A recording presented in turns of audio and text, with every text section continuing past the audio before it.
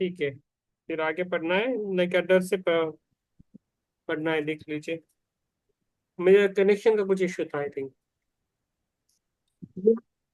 यदि आप किसी ऐसे स्थान पर रहते हैं जहां का स्पंदन सकारात्मक है, तो आपको डर महसूस नहीं होगा। अपने घर को सरल और साफ सुथरा रखिए। सूरज की रोशनी और पौधे सकारात्मक स्पंदनों को के निर्माण में सहायता करते हैं, और इससे आप डर से बचेंगे। डर अ, डर बचावकारी सहज बोध से भी पैदा होता है, जो आपकी अपनी सुरक्षा के लिए जरूरी है। उदाहरण के लिए, यह स्वाभाविक है कि आम आम पर हाथ रखने से आम डरेंगे। यह अपने अस्तित्व रक्षा का सहज बोध है। हालांकि यह अजीब लग सकता है, लेकिन कुछ लोग ऐसे होते हैं जो सकारात्मक होने से डरते हैं। शायद अतीत में उनका अनुभव बुरा रहा हो और वे आशावादी होने से डरते हों। इसलिए उन्होंने अपने मन को यह मानने के लिए बाध्य कर लिया होता है कि जिंदगी बुरी है और वे अपने जीवन में कुछ भी सकारात्मक पाने के लायक नहीं हैं। वे अपने आप को निराशा से बांध लेते हैं। उनका तर्क यह होता है कि वे यथार्थवादी हैं, जबकि असल में वे नहीं होते। यथार्थवादी दृष्टिकोण है जीवन के उतार चढ़ावों को अपनी तरह समझना। इसलिए अच्छे समय की उम्मीद करना बिल्कुल स्वाभाविक है, चाहे आपके अतीत का अनुभव कुछ भी रहा हो। मनुष्य के अस्तित्व के लिए उम्मीद जरूरी है। कभी कभी लोग परिवर्तन से डरते हैं क्योंकि वे उस नकारात्मक स्थिति में सुरक्षित महसूस करते हैं। नंबर 2 है चिंता। लगातार चिंता आपको निम्न स्तर पर ले जाती है। लोग चिंता इसलिए करते हैं क्योंकि उनका विश्वास खो गया होता है, और वे परिणामों के साथ खुद को अधिक जोड़ लेते हैं। आपके हाथों में परिणाम नहीं होता, बल्कि प्रक्रिया होती है। इसलिए आप जो कर सकते हैं, अच्छे से अच्छा कीजिए और सब कुछ ईश्वर पर छोड़ दीजिए। पूर्ण समर्पण का अर्थ है यह जान लेना कि आपके द्वारा अपना कर्तव्य अच्छी तरह निभा लेने पर ईश्वर यह अवश्य करेंगे जो आपके लिए सबसे श्रेष्ठ होगा। कार्य का फल ईश्वर को समर्पित कर दें और यह समर्पण लगातार करते रहें। ईश्वर में, फरिश्तों में, अपने प्रियजनों में और खुद अपने आप में विश्वास रखना जरूरी है। विश्वास वह ऊर्जा है जो आपको आगे की ओर बढ़ने की प्रेरणा और शांति प्रदान करती है। बिना विश्वास का मनुष्य कुछ इस तरह का है जैसे बिना पेट्रोल की गाड़ी। अपना कर्तव्य श्रेष्ठ रूप से निभाएं और बाकी सब ईश्वर पर छोड़ दें। आप जब आप खुद पर, अपने आध्यात्मिक शिक्षक नहीं नहीं, पर और वर्ड चेंज हुआ है। हम्म, संदेह संदेह का है। अच्छा, पॉइंट नंबर 3 संदेह। हाँ, सबसे पहला डर था, दूसरा डर के चिंता, बारे में और मैडम, डर के बारे में बोलिए। आप बहुत आगे पढ़ते हैं, आपको समझ में आता है, हमको समझ में नहीं आता है मैडम। नहीं, आपका वो आपने सुना ही नहीं है पूरा पैराग्राफ। हम्म। ओके। कोई व्यक्ति यह कैसे जान पाएगा कि वह नकारात्मक हो रहा है? नकारात्मकता के निम्नलिखित लक्षण हैं। नंबर 1, डर। नकारात्मक रूप से सोचने और विश्वास तथा समझ की कमी के कारण ही डर पैदा होता है। यदि आपकी ईश्वर में पूरी श्रद्धा है, तो फिर डर का कोई कारण ही नहीं होगा। आप इंसान हैं और आपको मुश्किल परिस्थितियों का सामना करना पड़ेगा। लेकिन यदि आप में आस्था और विश्वास है, तो इन परिस्थितियों से जुड़ने जुड़ने के लिए आप में साहस पैदा किया जाएगा। डर को जीतने के लिए पहला काम यह करें कि अपने विश्वास को मजबूत करें। इन दिनों नकारात्मकता चिंता मनुष्य के जीवन का हिस्सा बन चुकी है। इसका एक कारण है, भली आत्माओं को डर लगता है, क्योंकि पृथ्वी पर स्पंदन नकारात्मक हो चुके हैं और ये नकारात्मक स्पंदन मनुष्य को बेचैन करते हैं। यह इस कारण की जिस ऊर्जा से आप घिरे होते हैं वह आपकी ऊर्जा से भिन्न होती है। आपको गलत राह पर जाने का भी डर लगता है। आपका अवचेतन मन इस डर को समझता है, लेकिन आपका भौतिक मन नहीं। भौतिक मन केवल यह जानता है कि वह डरा हुआ है। बहरहाल आपका अवचेतन मन कभी भी डरता नहीं, हाँ वह बस। सतर्क होता है।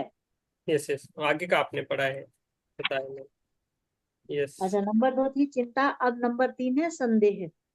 हम्म। आप जब बीच आप बीच में थोड़ा बोल दिया करें तो हमें समझ में आएगा। प्लीज ओके, भाई, एक एक होने के बाद नहीं, बिना देखिए बिना पढ़े। ये हाँ जी, ये बिल्कुल सिंपल है कि जब मनुष्य डरा होता है ना, और हम क्यों डरते हैं कि जो काम हम कर रहे हैं पता नहीं इसमें सफलता मिलेगी कि नहीं, आगे पता नहीं क्या होगा। तो एक तो दरवाजा हमें बंद यही डर होता है, और हम है। जिस राह पर चल रहे होते हैं तो उसके लिए भी हम डरते हैं, पता नहीं इसका परिणाम क्या निकलेगा। तो ये चीजें होती हैं कि जो हमारे अंदर डर पैदा करती हैं, और इस डर को हमारा अवचेतन मन तो जानता है, लेकिन भौतिक मन नहीं जान पाता। भौतिक रूप से हम यही सोचते रहते हैं पता नहीं आगे क्या होगा, और हम ईश्वर पर भरोसा नहीं करते। अगर हम ईश्वर पर भरोसा करें तो हमारा अवचेतन मन हमारा साथ देगा, और हमें कोई भी कठिनाई नहीं होगी, हमें डर होगा ही नहीं। पहला तो ये है। और चिंता है कि हमें चिंता क्यों होती है, तो हमें इसलिए भी चिंता होती है कि हमने पता नहीं जो काम किया वो सही है कि नहीं है। अपना कर्तव्य अगर हम सही रूप से करते रहें तो हमें कोई चिंता होगी ही नहीं। और हम क्या करते हैं, हम फल की इच्छा तो करने लगते हैं, अपने काम को सही से करते नहीं है। तो अगर हम अपना काम सही करें और जो भी फल का परिणाम है वो ईश्वर पर छोड़ दें, और हम पूर्ण रूप से ईश्वर पर निर्भर होकर कोई भी काम करें, तो हमें चिंता नहीं होगी। नंबर 3 है संदेह, कि हम संदेह में ही रहते हैं कि पता नहीं होगा नहीं होगा, पता नहीं क्या होगा।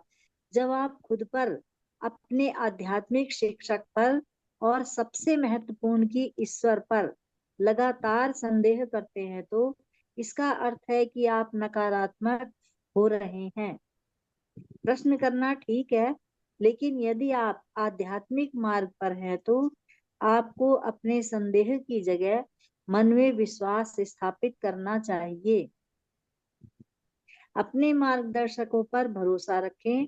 यदि आप उन पर संदेह करना जारी रखते हैं तो उससे ज्ञान और समझ प्राप्त करने के बाद भी आप उनसे सबूत की मांग करते हैं, तो आप नकारात्मक हो रहे हैं। एक ऐसा व्यक्ति है जो हर रात पूरे मन से प्रार्थना करता है। अपनी प्रार्थना के अंत में वह हमेशा ईश्वर से खुद के लिए जो श्रेष्ठ हो वही करने को कहता है, लेकिन किसी कारणवश उसके जीवन में कोई बदलाव नहीं आता। वह समझ नहीं पाता कि क्यों ईश्वर उसकी प्रार्थनाएं नहीं सुनते।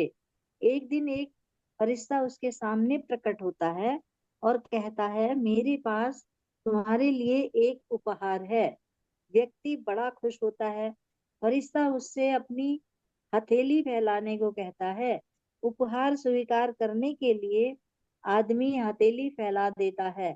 फरिश्ता आदमी की हथेली की ओर देखता है और उन पर फूंक मारता है। तुम्हारा स्वभाव, तुम्हारा स्वागत है। फरिश्ता कहता है। व्यक्ति कुछ समझ नहीं पाता क्योंकि उसकी हथेलियां अब भी खाली हैं। वह पूछता है, लेकिन मेरा उपहार कहाँ है? फरिश्ते ने कहा, वह तो तुम्हें मिल चुका है। तुम्हारी हथेलियों में संदेह भरा था, मैंने उसे हटा दिया।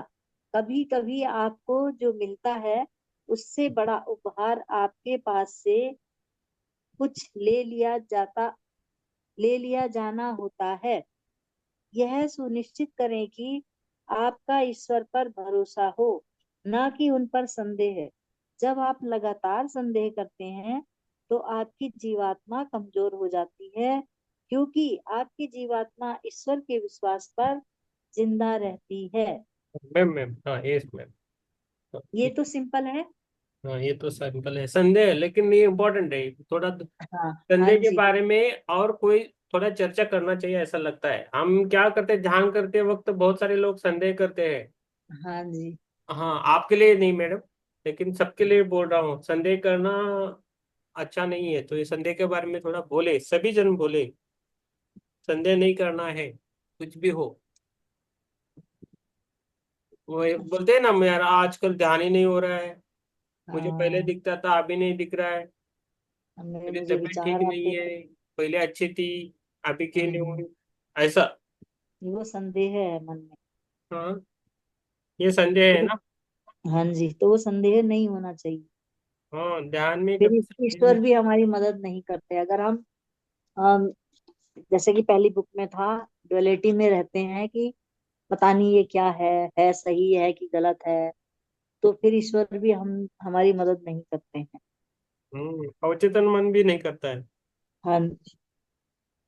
यस। आगे है नंबर 4। मैडम मैडम, तो ये चार है ना, 4 और 5 इनको पढ़ने के लिए दीजिए, स्मिता जी को, स्मिता जी को जरूरत ठीक है है। इसकी। ठीक है। ओके। स्मिता जी है क्या मैम? जी सर। ये आपके आवाज आ लिए। रही है? आ रही है, बहुत बढ़िया। नंबर 4, दोषारोपण या दांत फटकार। दोषारोपण या दांत फटकार आध्यात्मिक रूप से गलत है। यह एक प्रकार का मानसिक उत्पीड़न है, शब्दों का एक एक तरफा प्रहार है। यह अहंकार से और समझ की कमी से पैदा होता है, और यह स्वार्थपूर्ण होता है, क्योंकि इसमें आदमी हर कीमत पर अपनी ही बात रखना चाहता है, और चाहता है कि चाहे जो भी हो, सब कुछ उसके अपने हिसाब से ही होना चाहिए। जब माता पिता अपने बच्चों को फटकारते हैं तो यह बहुत ही हानिकारक होता है। हालांकि उनका उद्देश्य बच्चे का भला करना हो सकता है, लेकिन जब आप डांट फटकार करते हैं तब आप ईश्वर की दी हुई स्वतंत्र इच्छा के विरुद्ध जाते हैं। डांट खाने वाला व्यक्ति आपकी बात बिल्कुल नहीं सुनेगा, और यदि डांट डपट जारी रही तो वह आपके कहे का ठीक उल्टा करता है। नंबर 5, लगातार शिकायत करना और दुखी रहना। नकारात्मक प्रवृत्ति के लोग खुशी का मतलब नहीं जानते। यदि आप जीवन भर शिकायत और विलाप करते रहते हैं, आप अपनी ओर दुख को निमंत्रण देते हैं। कुछ लोग सहानुभूति दिखाकर इस प्रवृत्ति को दूसरों में बढ़ावा देते हैं। अपने आशीर्वादों का सम्मान करना महत्वपूर्ण है। सकारात्मकता पर जोर डालिए, नकारात्मकता पर नहीं। Yes ma'am, yes number ma'am. 6। नहीं नहीं, 6 नहीं, 6 आपके लिए नहीं, 4 और 5 आपको समझ में आया मैम? जी सर। ओ, ये आपके लिए है मैम। और 6, अभी 6 वाला हीरो जी पड़ी।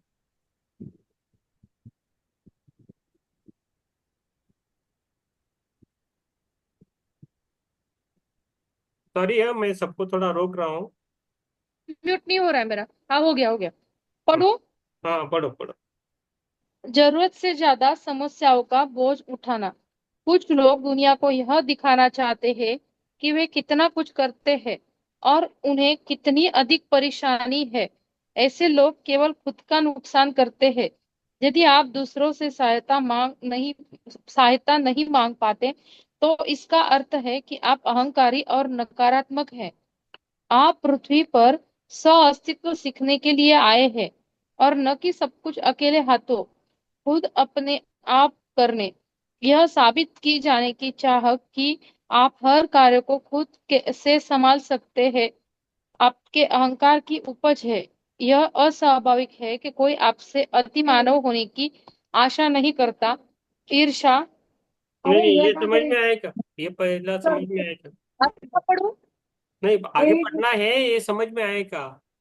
जरूर से ज्यादा अ, चीजों का बोझ उठाना मुझे समझ में नहीं आया, मुझे समझाओ मैडम।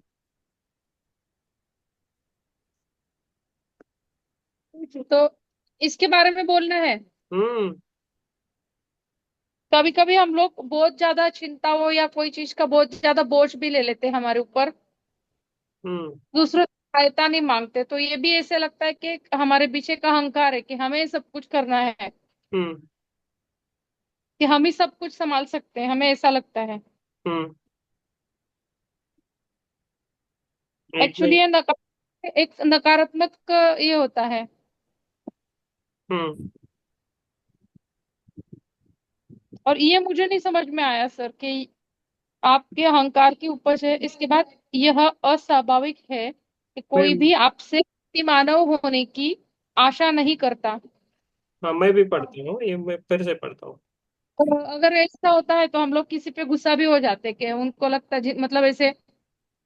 नहीं, इसका थोड़ा सा मैं बताऊं। हाँ, आप इसका बताइए ये मैडम, है कि मुझे। हाँ, मैं हम मैं हम ऑनेस्टली बोलता हूँ, मुझे समझ में नहीं आया, समझाओ। अच्छा, इसका ये है कि कई बार ना इंसान अपने समझ लो आप ही लगता सारे है। काम करता रहता है। वो सोचता है दूसरा कर ही नहीं पाएगा, बस मुझे ही आता है। और यहाँ से अहंकार की उपज होती है, और जो नकारात्मकता को देती है। हम्म। तो इसलिए ऐसा भी नहीं सोचना चाहिए कि बस मैं ही कर सकता हूँ, इस काम को दूसरा बंदा नहीं कर सकता। जब जब उसके सिर पर पड़ती है तो वो भी करेगा, वो भी उतनी ही योग्यता रखता है। कुछ लोग दुनिया को ये दिखाना चाहते हैं कि वे कितना कुछ करते हैं, और करते हैं। उन्हें कितने अधिक परेशानी है। ऐसे लोग केवल हाँ। खुद का नुकसान करते हैं। यदि हम्म। आप दूसरों से सहायता नहीं मांग पाते, तो इसका अर्थ है कि आप अहंकारी और नकारात्मक है। आप पृथ्वी पर सह अस्तित्व सीखने के लिए आए हैं, न कि सब कुछ अकेले हाथों खुद अपने आप करने। यह साबित किए किए जाने की चाह की आप हर कार्य को खुद से संभाल सकते हैं, आपके अहंकार की उपज है। ये अस्वाभाविक है। कोई भी आपसे अति मातम होने की आशा नहीं करता। तो हम्म। ये लास्ट वाला दो लाइन में बहुत खतरनाक है ना। तो आपके अहंकार की उपज है, ये अस्वाभाविक है, ये अच्छा नहीं है। कोई हम्म। भी आपसे अति मानव होने की आशा नहीं कर रहा, तो कोई भी ऐसा नहीं करता है ना। तो मुझे थोड़ा थोड़ा समझ में आया, चित्रा जी को बहुत अच्छा समझ में आया। आई थिंक सबको समझ में आ रहा है तो बोल दीजिए, नहीं तो फिर से पढ़ सकते हैं। हमें पढ़ना नहीं है, समझ के पढ़ना अच्छी बात है। लास्ट लास्ट वाला जो लाइन है ना, वो हम्म। नहीं समझ में। नहीं, आप हर कार्य को खुद संभाल सकते हैं ऐसा हमको लगता है ना, तो ये क्या होता है, अहंकार बढ़ता है हमारा, अहंकार। उपज हाँ। बढ़ता है सर ना। मैं बोल रही हूँ अतिमानव मतलब सुपरमैन, मतलब खुद को सुपरमैन नहीं दिखाना है। मतलब हर कोई हाँ। हमको सुपरमैन नहीं मान सकता है, तो वो हम्म। दिखाना भी नहीं है। वो लोग नहीं चाहते कि हर काम करके हम उन लोगों के सामने सुपरमैन बने। तो अतिमानव का मतलब वही है। हाँ, सही है मैम। हम्म। यस, अति मानो, कोई भी आपसे अति मानो होने की आशा नहीं करता। हाँ, सही है। हम्म। कोई भी बड़ा ज्यादा मतलब मैं ही होगा। हाँ, सर्वश्रेष्ठ सही। हूँ। यस, हिरल जी, समझ में आया। मुझे तो अभी आ गया। थैंक यू दोनों हाँ को। सर, आया। यस। अभी ईर्ष्या ईर्ष्या के बारे में मनी सर पढ़ेंगे।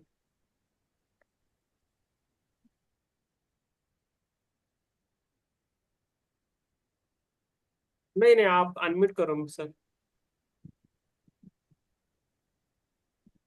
हाँ, अभी ठीक है। अच्छा, मनुष्य से उसकी खुशी आवाज थोड़ा जोर से सर, आवाज कम है। से, तो मैं वीडियो ऑफ कर रहा हूँ। हाँ, ठीक। ईर्ष्या मनुष्य से उसकी खुशी छीनने वाली चीजों में से एक ही ईर्ष्या। जब आप लगातार अपनी तुलना दूसरे से करते हैं, तो यह आपका प्रगति करने से रोकता है। अपने उपहार से संतुष्ट रहिए और दूसरा का उपलब्धियों से प्रसन्नता और प्रेरणा पाने की प्रवृत्ति रखिए।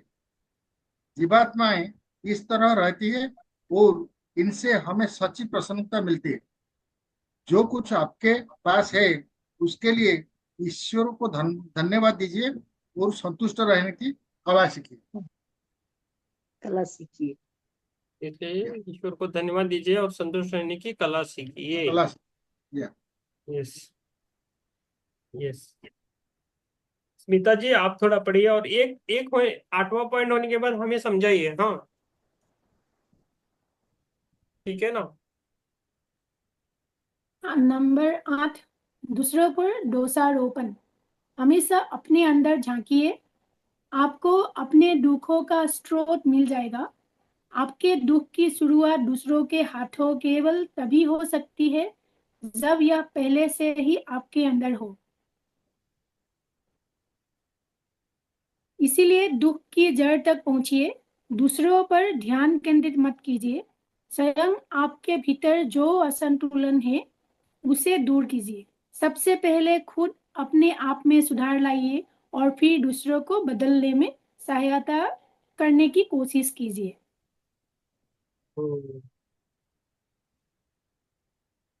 Yes ma'am. तो इसके ऊपर क्या बोलना है? अभी तो जो है मतलब साफ साफ बताया ही है। मतलब हम लोगों के अंदर में पहले बहुत सारा ऐसा नकारात्मक भाव होता है कि उसको ही दूसरा हम लोगों को दिखाता है, मतलब आईना की तरह दिखाता है, जो हम लोग नहीं झेल पाते क्योंकि हम लोगों को उतनी ताकत नहीं होती है, उतनी ऊर्जा नहीं होती है कि अ, हम अपना वो नकारात्मकता अपने आप से निकाल दे। तो नकारात्मकता अगर ऊर्जा से हम लोग निकाल दे तो हम एक्सेप्ट कर सकते हैं वो सिचुएशन को। कभी कभी ऐसा सिचुएशन बन जाता है हम वहाँ पर एडेप्ट नहीं कर पाते, तो इसलिए उसको एक्सेप्ट करना हम लोगों के लिए पॉसिबल नहीं होता है। हम्म, तो इसलिए हम अच्छा ऊर्जा करके खुद को पहले जांच करके देखने से उसका जो सोर्स है, मतलब हम्म, सोर्स हमको पता चल जाता है। यस। हीरल जी नकारात्मक विचारों का आदी होना पड़िए मैम। हीरल जी, हीरल जी गायब हो गए अभी। हाँ, आप बिजी हो तो यस, यस। निराले को क्या बोलते हैं? आप पढ़िए मैम। चित्रा जी आप पढ़िए मैम। हमें और इसका अर्थ भी बताइए, नकारात्मक विचारों का आदी जैसे होना। इससे पहला वाला था दूसरों पर दोषारोपण, तो हम्म, इसका मतलब ये था कि हमें दूसरों पर दोषारोपण नहीं करना चाहिए, हम्म, बल्कि अपने अंदर से हमें सुधार करना चाहिए और अपने अंदर देखना चाहिए कि हमारे अंदर वही कमी तो नहीं है जो हम दूसरों पर लाद रहे हैं और दूसरों पर दोषारोपण कर रहे हैं। सही है। क्योंकि ये आदत हमें दुख पहुंचाती है और हम इसी से ही नकारात्मकता की ओर जाते हैं और हम खुद भी असंतुष्ट होते हैं। अगर हम किसी को दोष ही देते रहते हैं तो इससे हमारी उन्नति भी नहीं हो पाती। Okay, okay. यस, अगला वाला पढ़िए मैम। नकारात्मक विचारों का आदी होना, नंबर 9। हम्म, नकारात्मक विचारों का आदी होना। जो लोग लगातार नकारात्मक सोचते हैं वे समय के साथ इस तरह की प्रवृत्ति के इतने आदी हो जाते हैं कि इसके बिना उनका काम ही नहीं चलता। यदि उनकी कोई समस्या न हो तो भी वे समस्या में होने का दिखावा कर देते हैं। अक्सर आदमी की दयनीयता और उसकी निरस्ता उसकी आदत बन जाती है। इसकी शुरुआत छोटे स्तर पर होती है लेकिन धीरे धीरे वह काफी बड़ी और नुकसानदेह समस्या बन जाती है। मतलब इसका मतलब है कि हम जब नकारात्मकता ही सोचते रहते हैं, कुछ लोगों की आदत बन जाती है, पहले वो छोटी छोटी बातों को निगेटिव सोचेंगे, उसके बाद फिर वो बड़ी बड़ी बातों को भी सोचेंगे और फिर उनके स्वभाव में ये बात आ जाती है और वो हमेशा ही नकारात्मकता ही के शब्द बोलेंगे और वैसा ही सोचेंगे। तो हमें ऐसा नहीं करना चाहिए क्योंकि इससे हमारा बहुत बड़ा नुकसान होता है। अधीरता, नंबर 10। हम्म, अधीरता। हम्म, जब आप अपने अंदर धैर्य विकसित करना सीखते हैं तो आपको अधिक शांति मिलती है। अधीरता से आप असंतुलित हो जाते हैं। याद रखिए कि चीजें हमेशा सही वक्त पर ही होती हैं और वह ईश्वर के हाथों में होता है। जब आप अधीर होते हैं तब आप ईश्वर को निर्देश देने का असफल प्रयास करते हैं। ऐसा करने से आप ईश्वर को उनकी योजना को गलत रखकर आपकी अपनी योजना को कार्यरत करने को कहते हैं। आपकी योजना हमेशा सीमित होती है जबकि ईश्वरीय योजना अनंता। बहुत अच्छा है कि हमें ना जल्दबाजी नहीं करनी चाहिए। हम सोचते हैं कि बस अभी हमने कोई काम किया और उसका परिणाम भी अभी मिल जाए एकदम। तो हमें अधीर नहीं होना चाहिए, हमें धैर्यशाली बनना चाहिए, ताकि जो हम अधीर बनकर काम करते हैं तो ईश्वर के कामों में भी रुकावट होती है, उनका नियम भी हम गलत साबित करते हैं। जबकि अगर हम धैर्य से काम करेंगे तो उसका परिणाम भी अच्छा होगा और ईश्वर भी हमारी मदद करेगा। हम्म, बहुत अच्छा। यस पुष्पलता जी, आप पढ़ना चाहते हो?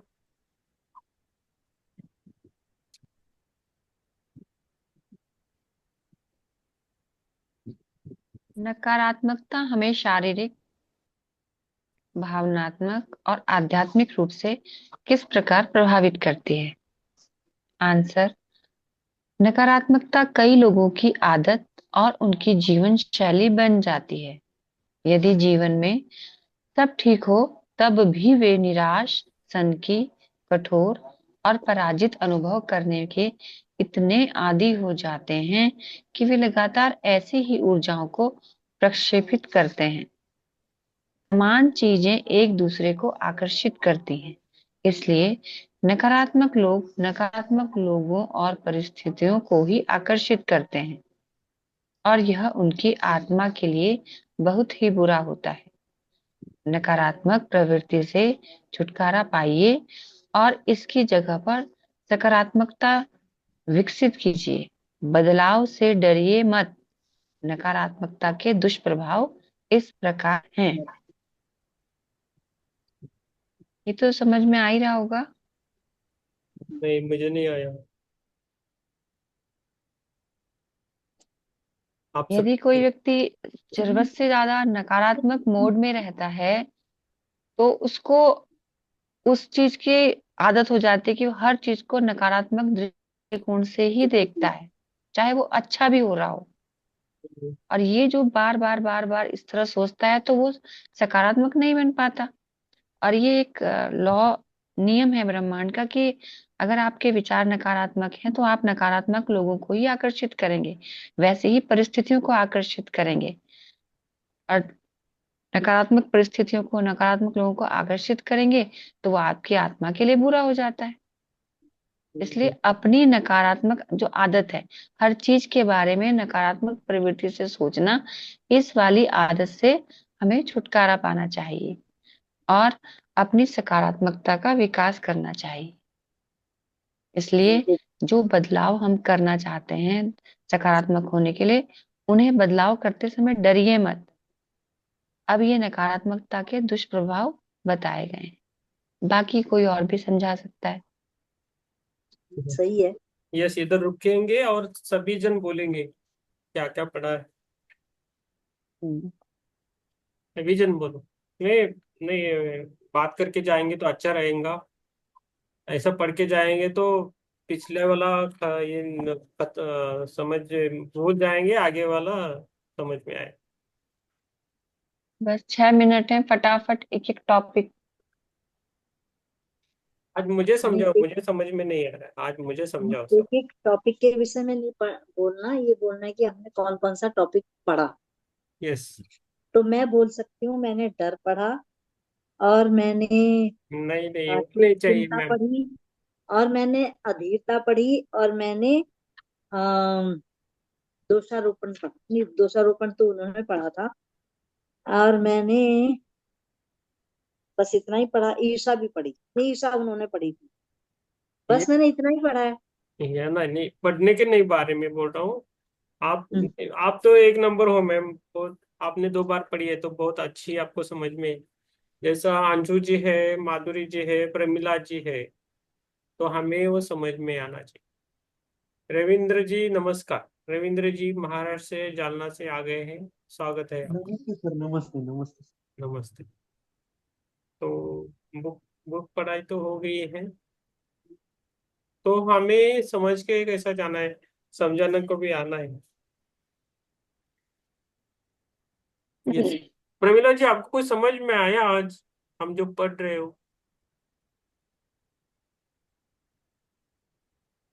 प्रमिला जी, अंशु जी,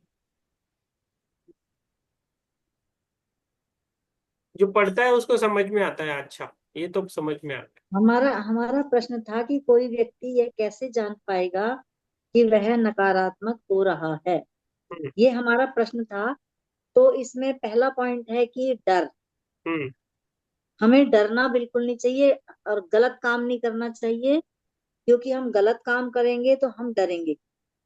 यस, तो एकदम perfect। मेन खास खास मैं बोल रही हूँ कि हाँ। जब हम गलत काम ही नहीं करेंगे तो हम डरेंगे भी नहीं। हम्म। और इससे हम ईश्वर के बताए हुए रास्ते पे चलेंगे तो हमारी जो ऊर्जा है वो नकारात्मक नहीं होगी, और हम हमारा अच्छे से सुधार भी होगा। नंबर 2 है चिंता। क्योंकि चिंता हम क्यों करते हैं? क्योंकि हमें आगे के परिणाम की चिंता होती है। जो भी काम हम करते हैं तो हमें यही चिंता लगी रहती है, पता नहीं ये सही है या गलत है, ये ठीक होगा या नहीं होगा, और इस बीच में हम अपने को नकारात्मक बना देते हैं। नंबर 3 संदेह है कि हमें दूसरों पर संदेह नहीं करना चाहिए। और जो भी हमारे बड़े हैं, चाहे वो शिक्षक हैं, चाहे वो हमारे बड़े मित्र हैं, हितैषी हैं, और नंबर 1 पे तो ईश्वर ही आता है। तो हमें ईश्वर की शक्तियों पर कभी भी संदेह नहीं करना चाहिए। हमें विश्वास होना चाहिए कि ईश्वर जो करेगा हमारे लिए बहुत सही करेगा। तब हम नकारात्मकता से बच सकते हैं। नंबर 4 है दोषारोपण या डांट फटकार। हमें किसी पर भी अपने विचारों को लादना नहीं है, दोषारोपण नहीं करना है कि तेरे अंदर तो बस ऐसे ही है, तेरे अंदर ये बुराइयां हैं, तुम तो ये काम ढंग से नहीं कर सकते हो। ऐसे शब्दों का कभी भी इस्तेमाल नहीं करना चाहिए। और दूसरों को या बच्चे हों, छोटे हों या बड़े, किसी को भी डांट फटकार नहीं चाहिए, क्योंकि सब अपने में योग्य हैं और सब अपने अपने अच्छे अवचेतन मन को लेकर के धरती पर उतरे हैं, और ईश्वर की सब पर बराबर कृपा है। यस। और हमें शिकायत भी नहीं करनी चाहिए दूसरों से। शिकायत करके हम दुखी होते रहते हैं।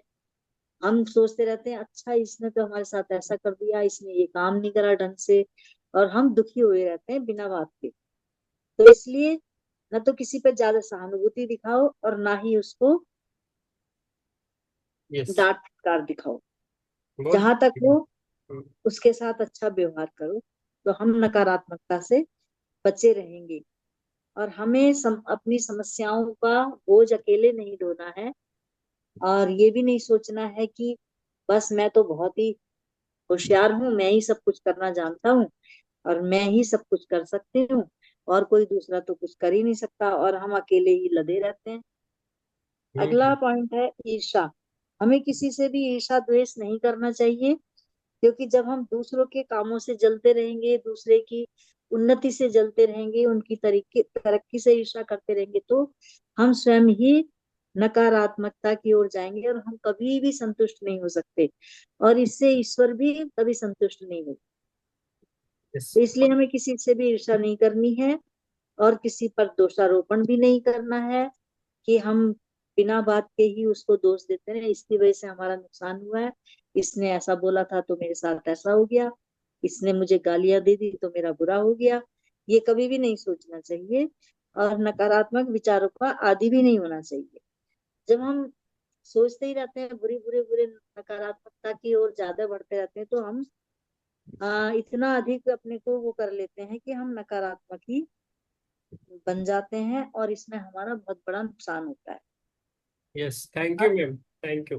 वेरी गुड, बस वेरी गुड। Thank you. अभी टाइम हो यही है, सिंपल था, गया। ये तो कुछ कठिन नहीं है। यस, प्रमिला जी और रविंद्र जी को समझ में आया, अंशु जी को थोड़ा बहुत समझ में सर मैं आया? थोड़ा हाँ एक्चुअल में बाहर गाँव था, थोड़ा लेट ज्वाइन हुआ सर। हाँ थोड़ा हाँ। कल से रेगुलर टाइम पे ज्वाइन होते जाऊंगा। ओके ओके हाँ सर। सर। यस। आज ध्यान कौन लेना चाहता है? खुली छूट है, मैं बोलूंगा नहीं, कोई भी ले सकता है, मैं नहीं लूंगा। मैं बहुत थक गया हूँ आज।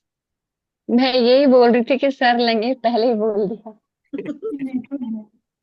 प्रीतम सर, मैं दूसरा सेशन जा रहा हूँ और एक दो दिन तो है, उसके बाद रहेंगे आपके साथ। Yes sir, yes sir. Okay sir, आपको ऑल द बेस्ट। उसके उसके बाद आप लगातार 1 सप्ताह तक ध्यान लेंगे, एक, ध्यान हाँ कराएंगे ठीक है, सबको। एकदम एकदम सही। मैं काल भी आपका सेशन अटेंड नहीं किया था, क्योंकि एक ध्यान में ग्रुप में बैठा था, ले रहा था। वो रात सही भर है, पढ़ना सही है। चाहते हैं इसलिए जा रहे हैं, अभी इधर का ध्यान है। हाँ। यस। Thank you. यस, कौन लेना चाहता है? हैंड रेज कीजिए और लीजिए, जो पहला हैंड रेज करेगा वो लेगा।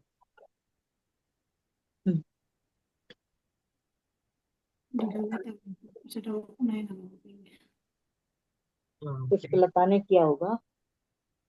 हाँ। नहीं, अभी तक किया नहीं किसने। स्मिता जी कर रही क्या? सब एक दूसरे की तरफ देख ये- सर ठीक है, मैं लेती हूँ, ठीक है। हाँ। गुड लेकिन मेरा नेटवर्क गुड। थोड़ा दो टावर के ऊपर टिका हुआ है, तो दो डंडा के ऊपर। तो ब्लेस कीजिए कि नेटवर्क अच्छे से हो जाए। यही आप अच्छा बच्चा है। ठीक है। आज मैं पहली बार ले रही हूँ, तो थोड़ा डर भी लग रहा है, जो भी अभी हो। अभी पढ़ा है, डरना नहीं है। अभी तो पढ़ाएगी, डरना नहीं है। गुड। यस, डोंट वरी, डरना नहीं है। ओके, लीजिए ठीक लीजिए। है। मैं म्यूजिक शेयर हम करता हूँ, अभी आपको कौन सा म्यूजिक चाहिए कि नहीं है? आत्मबंधन करें तो म्यूजिक चाहिए सर। आप मैं मोबाइल से हूँ, तो इसलिए आप सॉफ्ट वाला म्यूजिक, कोई बांसुरी का हो ऐसा, आप लगा दीजिए। क्लियर माइंड का एक है, आपको अच्छा लगा तो बोल दीजिए। हाँ हाँ जी, मतलब सॉफ्ट वाला हो और थोड़ा अच्छा से हो, अच्छा लगेगा। तो ये आप जो सभी को आत्मबंधन। हम्म, और हम पहले प्रार्थना करते हैं। ओम प्रणव बोलेंगे 3 बार। लंबी गहरी सांस लीजिए और उसके बाद श्वास को छोड़ना है धीरे धीरे।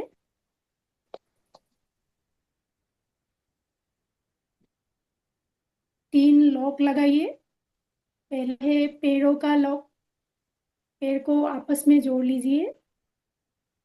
हाथों की उंगलियों को आपस में जोड़ लेना है, ये है दूसरा लॉक। और लास्ट में आंखों को बहुत कोमल और बहुत आराम से बंद कर लेना है, ये है 3 नंबर का लॉक। इसी से हम लोगों की ऊर्जा 100% बॉडी के अंदर होता है, और जब हम ध्यान करते हैं तो अच्छी तरह से ऊर्जा फैलती है। तो हम अभी ओम प्रणव करेंगे।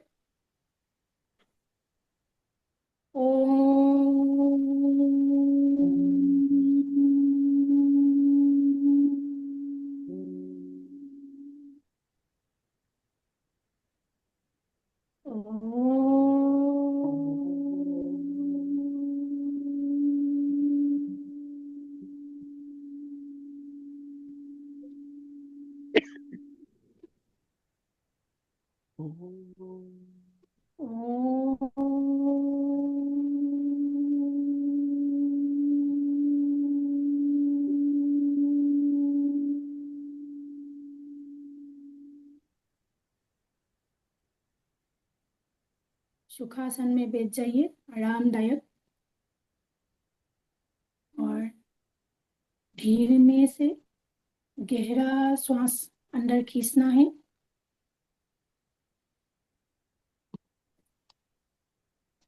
जब हम श्वास लेते हैं तो ठंडी ठंडी हवा नासिका के अंदर प्रवेश करती है, हमें उसको देखना है कि कहाँ कहाँ ठंडी ठंडी हवा टच कर रही है और उसकी गति कैसे हो रही है, मतलब कैसे अंदर हमारी श्वास आ रही है। और जब हम श्वास को छोड़ते हैं तो हल्का गर्म हवा बाहर निकल आता है, तब नासिका के बाहर गर्म हवा टच होता है, हल्की हल्की गर्म, उसको महसूस करना है।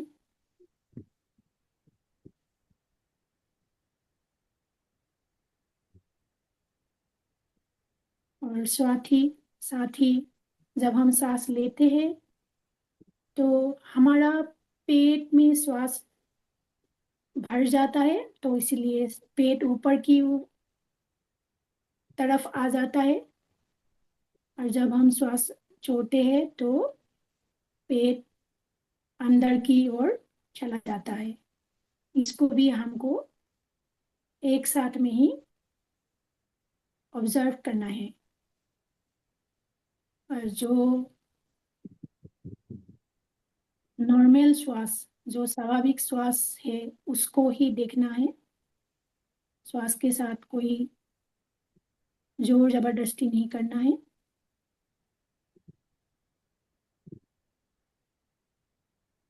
धीमी से श्वास शरीर के अंदर प्रवेश कर रही है और धीरे से श्वास बाहर आ रही है।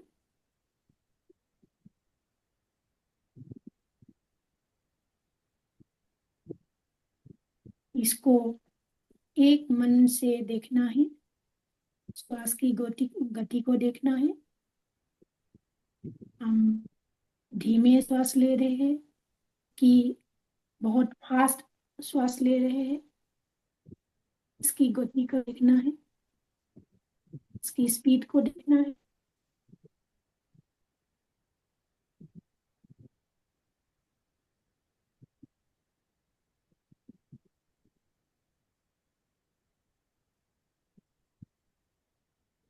हर एक श्वास हमको बहुत शिथिल करते जाते हैं, शरीर के अंदर हल्कापन महसूस करवाता है। उसको हर बॉडी पार्ट्स में आपको महसूस करना है।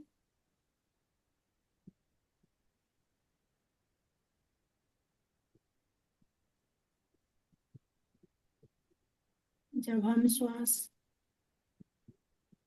अंदर की तरफ आते और जाते, बाहर की तरफ जाते हुए सांस को देखते हैं, जब लगातार देखते हैं तब कॉस्मिक एनर्जी फ्लो होने लगती है हमारे शरीर के अंदर।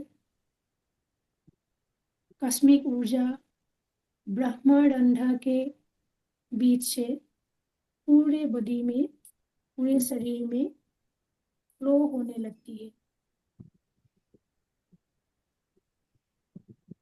विश्व ऊर्जा हमारे मस्तिष्क के पूरे भागों में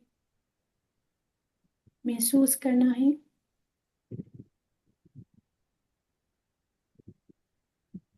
सिर के ऊपर के हिस्सों में धीमी धीमी, हल्का हल्का उस कंपन महसूस होता है।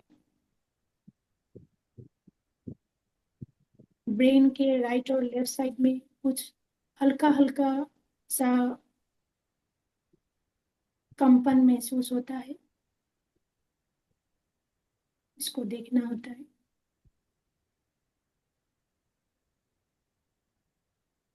फोरहेड में ऐसा महसूस हो रहा है, उसको देखना है।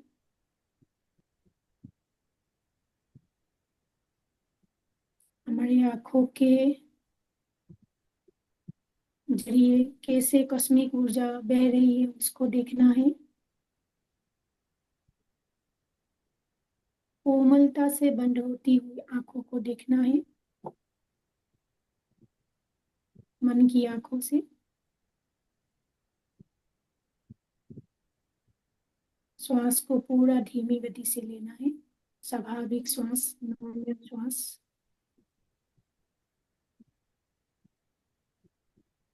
कानों को महसूस करना है,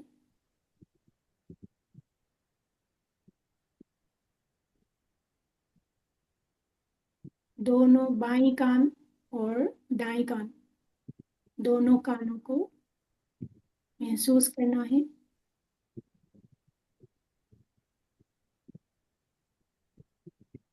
नाक को महसूस करना है, हमारी नाक से श्वास आ रही है, जा रही है, कैसा महसूस हो रहा है उसको देखना है। आंखों के निचले हिस्से को देखना है, महसूस करना है। हल्कापन लगता है, बहुत रिलैक्स फील होता है।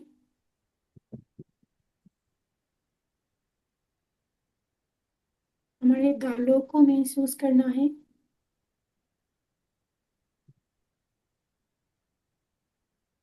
चिन को महसूस करना है, होंठ को महसूस करना है।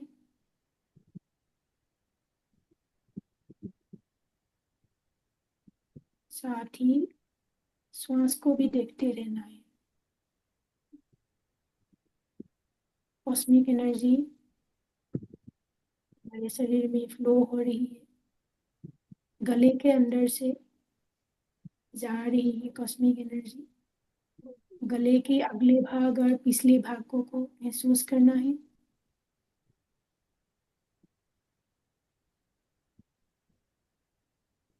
कंधे को महसूस करना है, बाएं हाथों के कंधा, बाएं हाथों के बाजू, बाएं हाथों के कोहनी, बाएं हाथ, बाएं हाथों की उंगलियां और तलुआ महसूस करना है। उंगलियों के नाखूनों को भी महसूस करना है।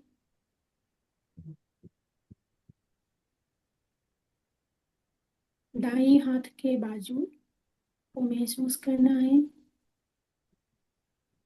दाएं हाथों के बाजू को महसूस करना है।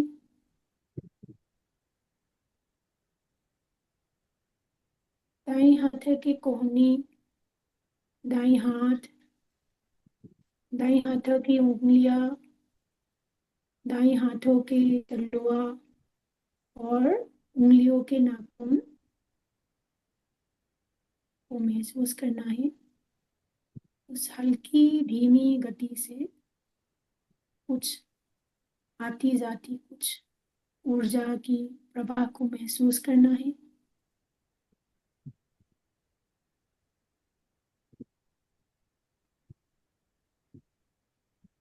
छाती को महसूस करना है, चेस्ट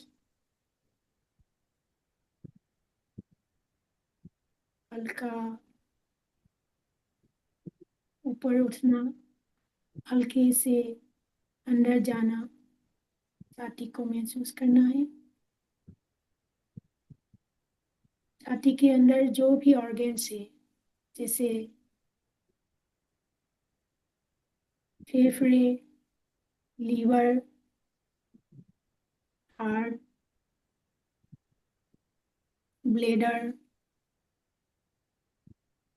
इन सब से कॉस्मिक एनर्जी फ्लो हो रही है और ये बहुत ऊर्जा नीट हो रहे हैं। महसूस करना है श्वासों के जरिए।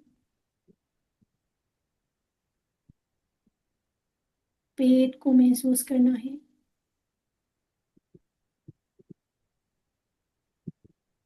पेटों के पेट, एब्डोमेन, लोअर एब्डोमेन, स्टोमक को महसूस करना है।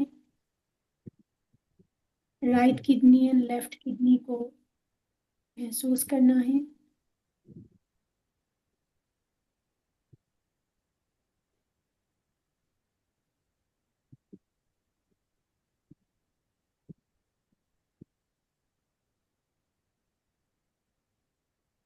कमर को महसूस करना है, पीठ को महसूस करना है, रीढ़ की हड्डी को महसूस करना है, पूरा टेल बोन तक।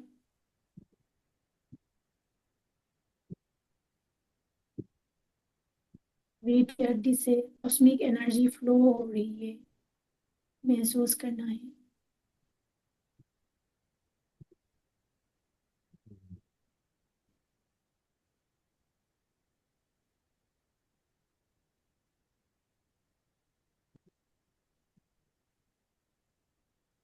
हिप जॉइंट को महसूस करना है,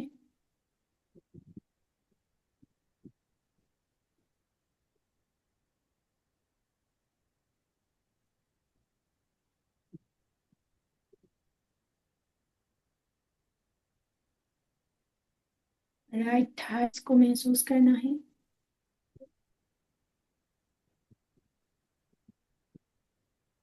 लेफ्ट थाइस को महसूस करना है,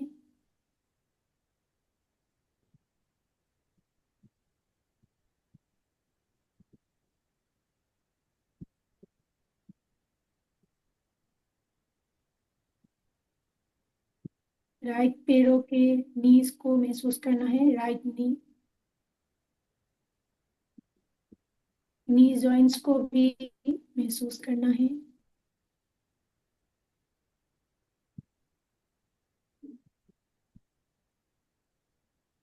लेफ्ट नी को महसूस करना है, लेफ्ट नी जॉइंट को भी महसूस करना है,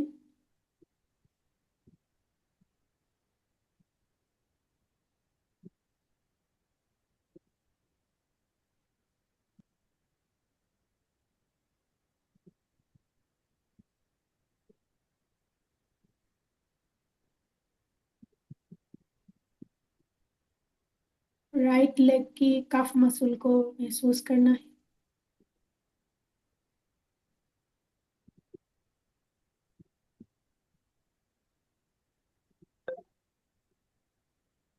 पैरों की पुंडलियों को महसूस करना है, लेफ्ट पैर की पिंडलियों को महसूस करना है, लेफ्ट लेग की काफ मसल को महसूस किया,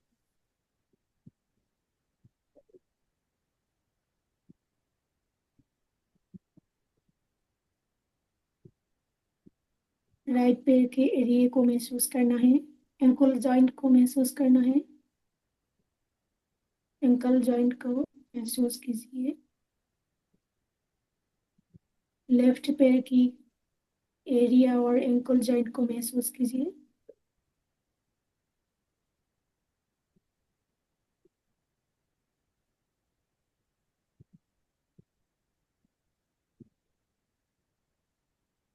राइट पैर के तलुए को महसूस कीजिए, उंगलियों को महसूस कीजिए, तो उसके ऊपर लगे हुए नाखूनों को महसूस कीजिए,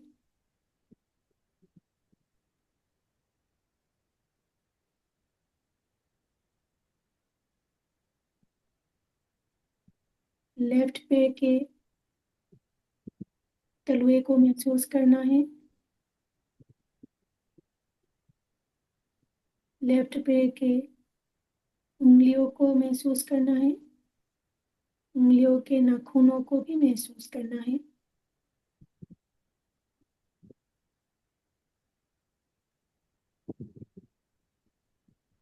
कंप्लीट फोरहेड से लेके पैर की नाखूनों तक, पैर की नाखून से लेके फोरहेड तक, सिर के ऊपरी हिस्से तक कॉस्मिक एनर्जी का फ्लो हो रहे हैं।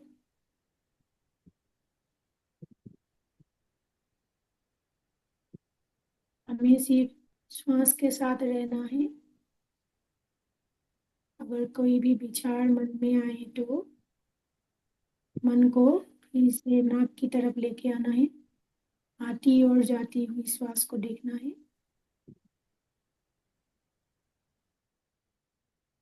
हल्की धीमी गति से जो श्वास आ रही है जा रही है उसको ही देखते रहना है।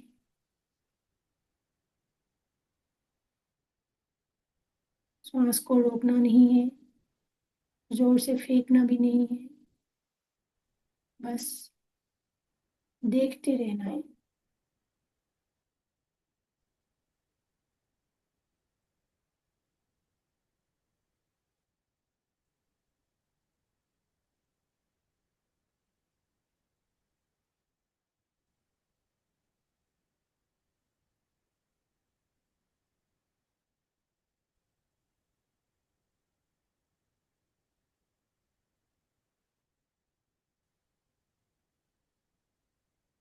लगातार श्वास की तरफ साथ रहिए।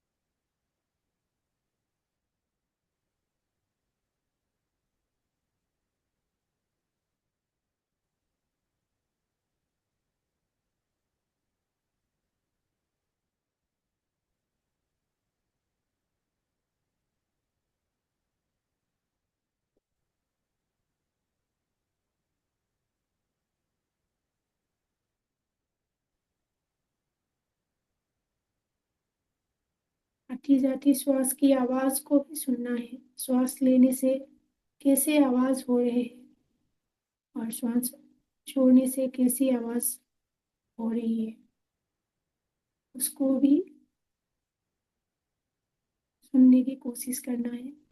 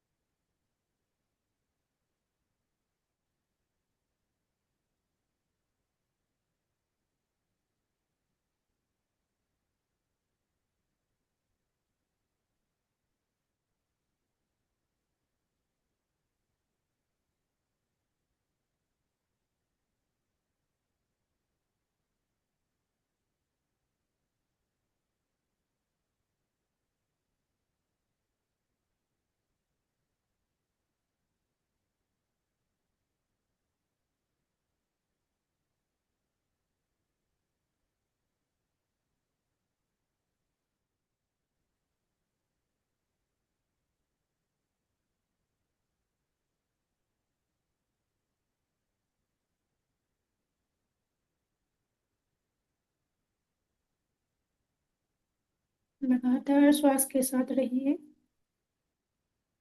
आती जाती श्वास को देखते रहिए।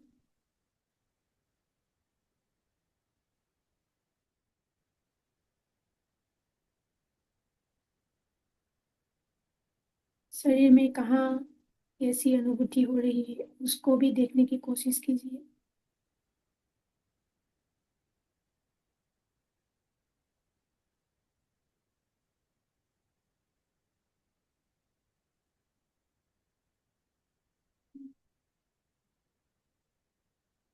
अगर कोई दर्द महसूस हो रहा है, खुजली की महसूस हो रही है, किसी कंपन की महसूस हो रही है, तो उसको भी देखना है, अनुभव करना है।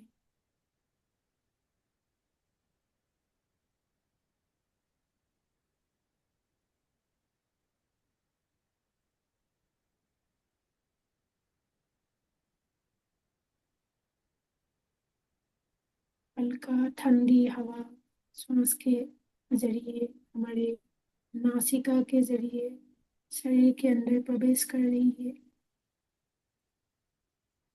हल्का गर्म हवा नासिका के जरिए बाहर आ रही है।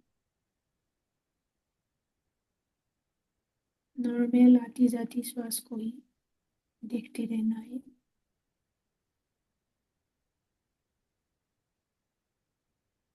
मन में जो भी विचार आए उसको फिर से नाक की तरफ लेके आना है।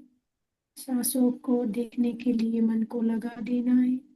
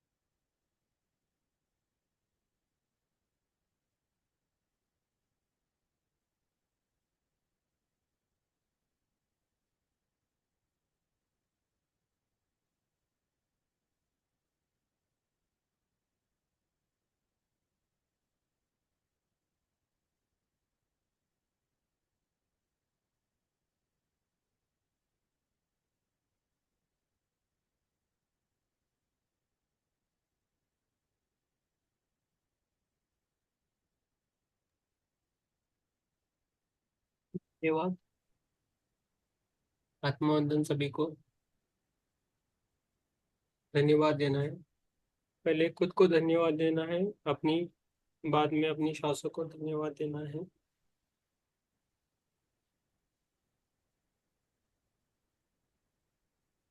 उसके बाद पृथ्वी माता को, सूर्य देव और चंद्रदेव को भी धन्यवाद देना है। पंच महाभूतों को भी धन्यवाद देना है। समस्त गुरुओं को धन्यवाद देना है। धीरे धीरे भी हमें बाहर आना है।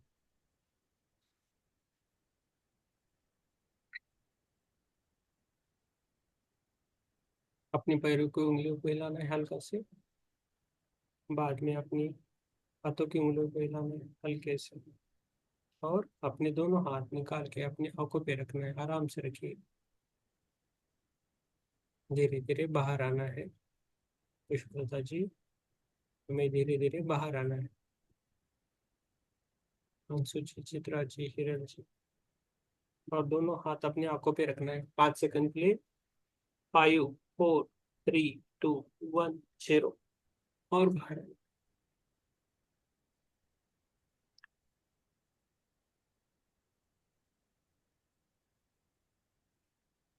धीरे धीरे बाहर आना। यस।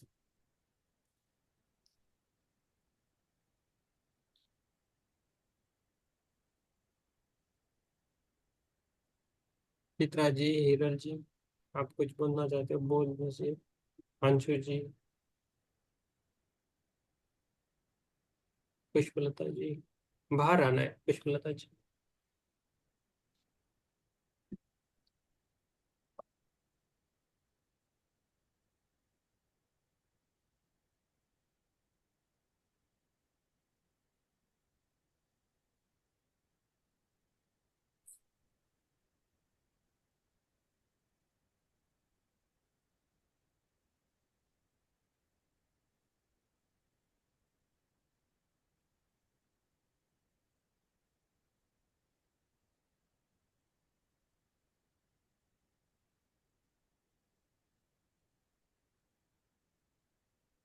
यस।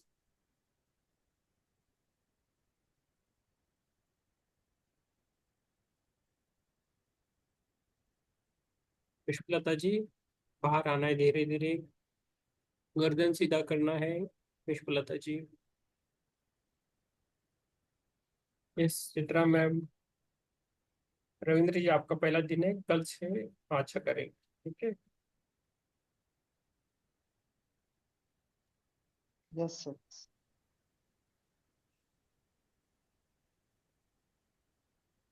आत्मवंदन। यस, आत्मवंदन मैम, बोलिए मैम। बहुत गहरा ध्यान, हम्म। बहुत गहरा ध्यान लगा। आंखें नहीं खुल रही थी, मन ही नहीं हो रहा था आंखें खोलने हम्म। का। और एक एक चेहरा देख रही थी मैं, और उसके हम्म। बीच में, माथे के बीच में लाइट चल रही थी। हम्म। कई बार मुझे वो लाइट देखी। हम्म। किसका चेहरा था? चेहरा तो अलग सा था कुछ। हम्म।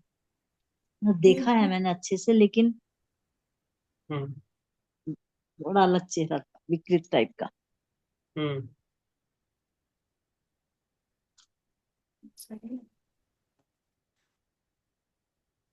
Okay, thank you. Yes, Sheetal ji, आप बोलना चाहते हो? स्मिता जी, आप, मैंने क्लोज किया सर आपका। सर मैं डिस्कनेक्ट हो गया मेरा नेटवर्क की वजह से। ठीक है, मैंने क्लोज किया बराबर। ओके, ठीक। ठीक है। Yes, thank you. अच्छा प्रयास था मैम। ऐसे ही सीखना है हमें। Thank you sir.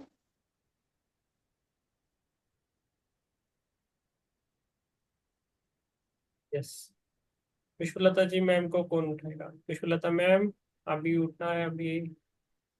गर्दन सीधे कीजिए पुष्पलता मैम। बाहर आना है ध्यान से। किरण जी, आप बात कीजिए फिर। सो गई पुष्पा। नहीं, गहरा ध्यान लगाए।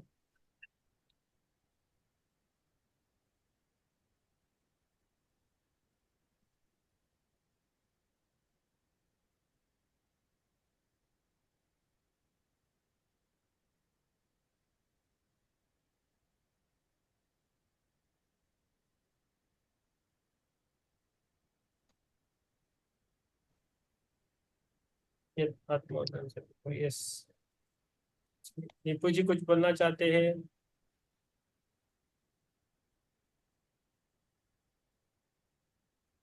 हम्म,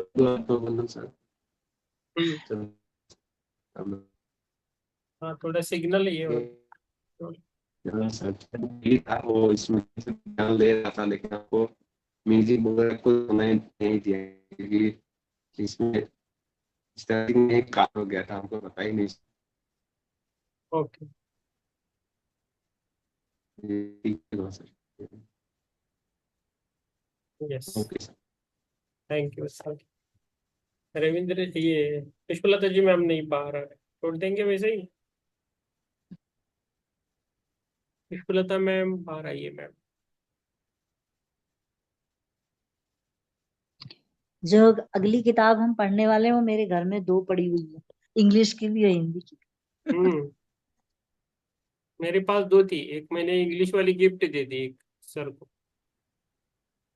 हिंदी। मैंने बोला अपनी बहू को, मैंने कहा जरा ये ऑर्डर कर दे तो ये बुक, कह रही ये तो मैंने पढ़ भी ली है और हमारे घर में पड़ी हुई है। अरे वाह, बहुत अच्छा।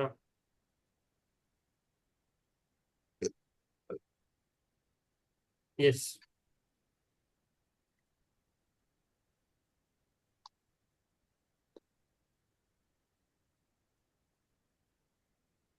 ठीक है, बंद करेंगे फिर हम कल मिलेंगे।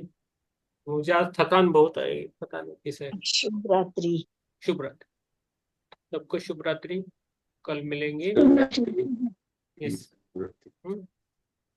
शुभ रात्रि सबको।